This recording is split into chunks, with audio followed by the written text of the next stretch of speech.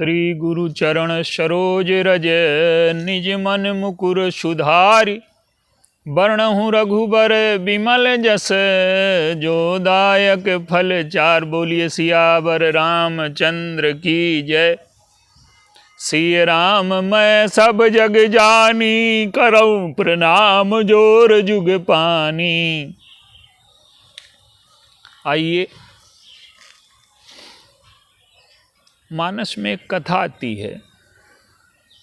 प्रताप भानु नाम का जो राजा है वो एक सूअर के पीछे भगता है। सूअर जो है लोभ है और घोड़ा पुरुषार्थ है।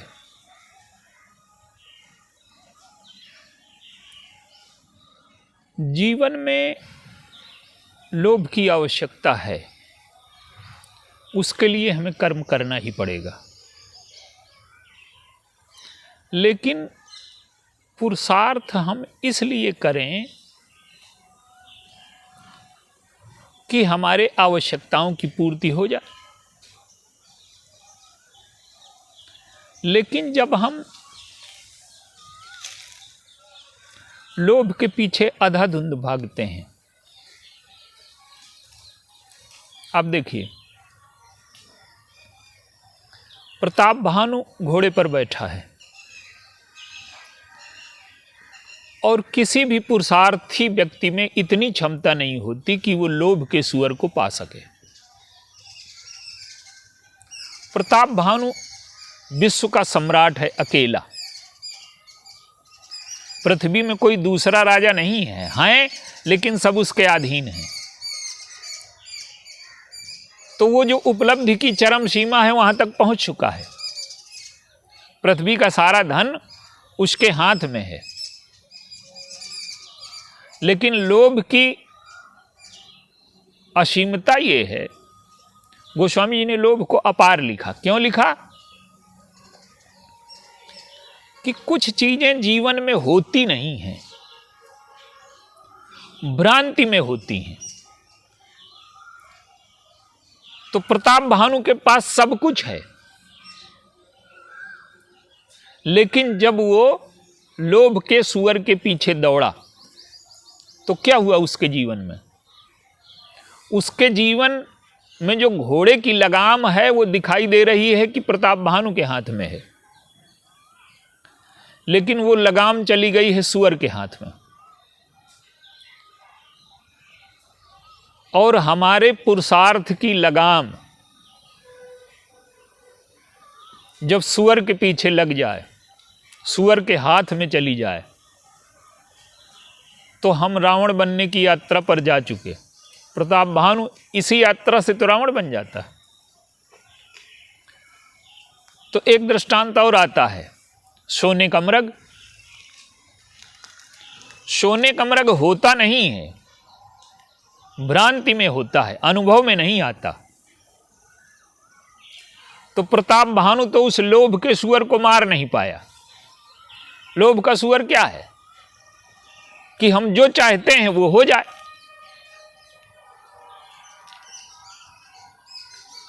जो उसको उपलब्ध है, उपलब्धि की चरम सीमा तक वो पहुंच चुका है। हमें लगता है कि इतनी वस्तुएं हमारे पास हो जाएं तो हम सुखी हो जाएंगे। उसके पास सब कुछ है। पृथ्वी में तमाम ऐसे लोग हुए जो एक छत्र सम्राट हुए, सब कुछ उनका था, लेकिन उस अवास्तविक वस्तु को पाने के लिए उसने जो सब कुछ है वो गंवा दिया। तो सोने का मृग, अगर भगवान राम ने तो उसको बाण से बींध दिया, लेकिन जब वो प्रकट हुआ तो वो सोने का मृग नहीं था, वो राक्षस था। और ये जो सूअर है ये भी कालकेतु राक्षस है। तो अगर लोभ का सूअर और सोने का मृग किसी तरह से आप इसको मार भी दें या पा भी लें, तो इनका जो असली रूप है वो राक्षस का है। मैंने कहने का अर्थ ये है कि हमारे जीवन में जो कर्म है, कर्म के 3 प्रकार की चर्चा थोड़ी सी। एक कर्म वो होता है जिसके बाद हमें थकावट आती है, चिंता आती है, तो ये तमोगुणी कर्म है। एक कर्म वो होता है कि लगता है कि इससे सुख मिला और करें, ये रजोगुणी कर्म है। और एक कर्म होता है कि जिससे शांति, आनंद, विश्राम मिलता है, ये सतोगुणी कर्म है। तो हम जीवन में जब अवास्तविक वस्तुओं के पीछे भगते हैं, देखिए हमारे जो शास्त्र हैं ये चिकित्सा के ग्रंथ हैं, मानसिक चिकित्सा के ग्रंथ हैं, अंतःकरण की स्वस्थता और चिकित्सा के ग्रंथ हैं। और इनको समझ पाना उस व्यक्ति के लिए बहुत कठिन है जो साधना में उतरा नहीं है। और संसार में अधिकांश व्यक्ति साधना में नहीं है, वो विषयी की कक्षा में हैं, और जो विषयी की कक्षा में हैं वो साधक की कक्षा को समझ नहीं सकते। जीवन की उन अनुभूतियों का साक्षात्कार उन्हें हो नहीं सकता। तो प्रताप भानु शिकार के लिए जाता है, और जब उसे दिखा ये सूअर तो उसके पीछे लग गया। और आप देखिए जीवन में बहुत सी ऐसी वस्तुएं होती हैं जिनका जीवन में कोई वास्तविक मूल्य नहीं होता, लेकिन जब हम उन्हें पाना ही चाहते हैं तो वो दुख का कारण बनती हैं। जैसे सोने का मृग है और लोभ का सूअर है, ये जीवन में वास्तव में नहीं होते, भ्रांति में होते हैं। अनुभूति में जब आएंगे तब ये राक्षस होंगे।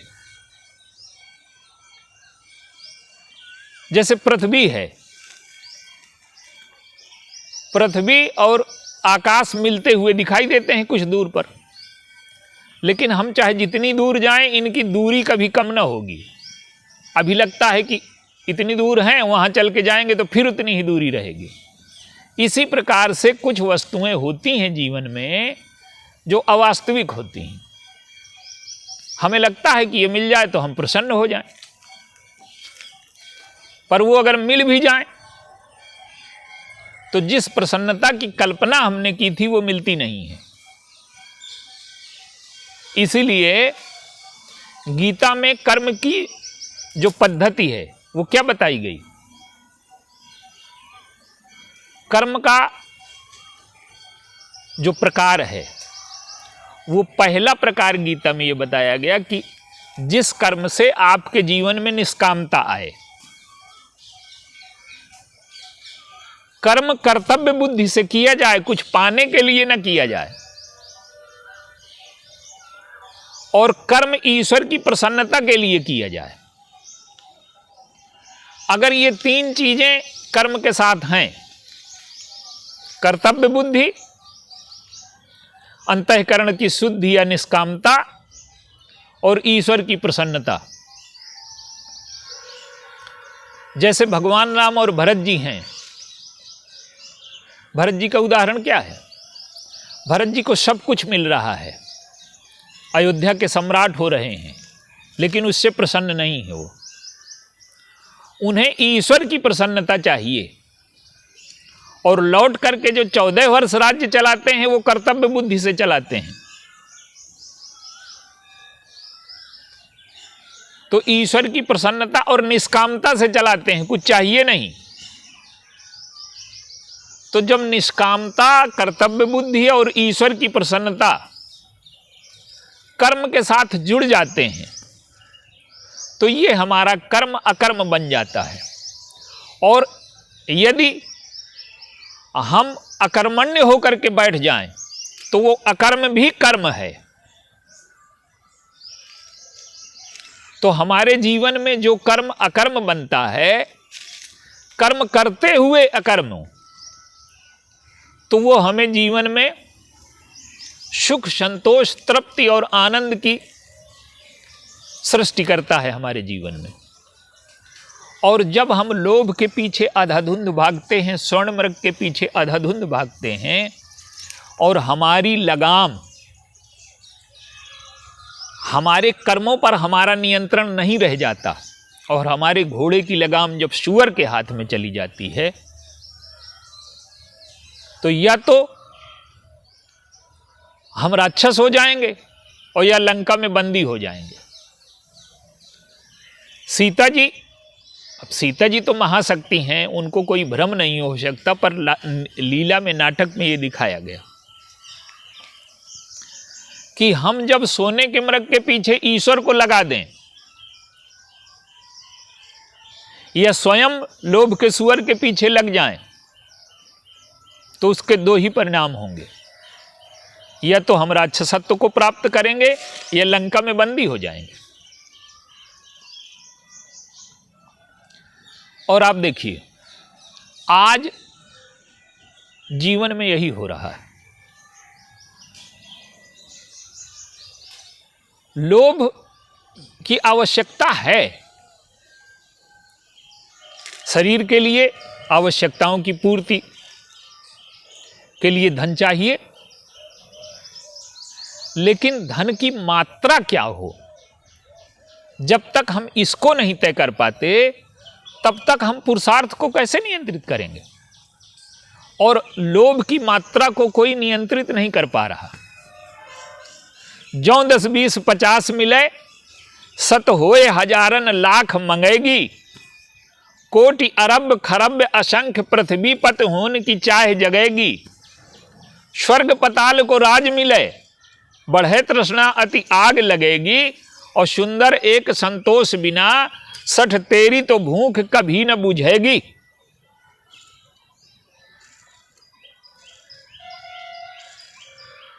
तो हम कर्म किस लिए करें? इसीलिए हमारे शास्त्रों में कर्म को अनियंत्रित, असीम नहीं होना चाहिए। भोगों की प्राप्ति के लिए हम कर्म करें,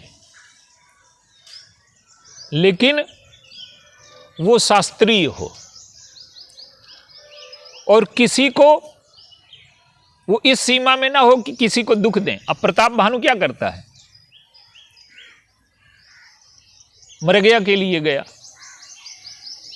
इतना बड़ा राजा, संसार का सम्राट।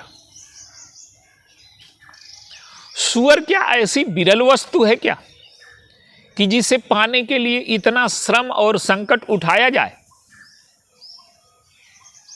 लेकिन हम जिसे पाना चाहते हैं, हम अपने जीवन में तमाम ऐसे सूअर हैं, इसे नीचे दिखाना है हमें, ये एक मनोवृत्ति है, चाहे जो हो जाए। अब ये एक प्रकार की, हम सूअर के ही पीछे तो दौड़ रहे हैं, किसी को नीचा दिखाना, किसी को परास्त करना, संघर्ष में आ जाना। तो ये ऐसी तमाम वस्तुएं हैं जिनके लिए हम अपना जीवन नष्ट कर रहे हैं। राजा सम्राट है, सब कुछ उसे उपलब्ध है, लेकिन जब उसकी लगाम सूअर के हाथ में चली गई, माने लोभ के हाथ में चली गई, तो हमारा पुरुषार्थ, लगाम का अर्थ है विवेक,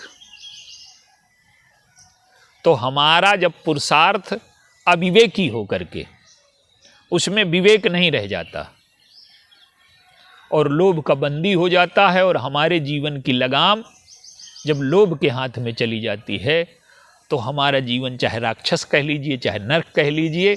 और आज अधिकांश लोग इसी दौड़ में लगे हैं। भरत जी को देखिए, भरत जी जो कर्म कर रहे हैं वो ईश्वर की प्रसन्नता के लिए, निष्कामता के लिए, उनके जीवन में कोई कामना नहीं है,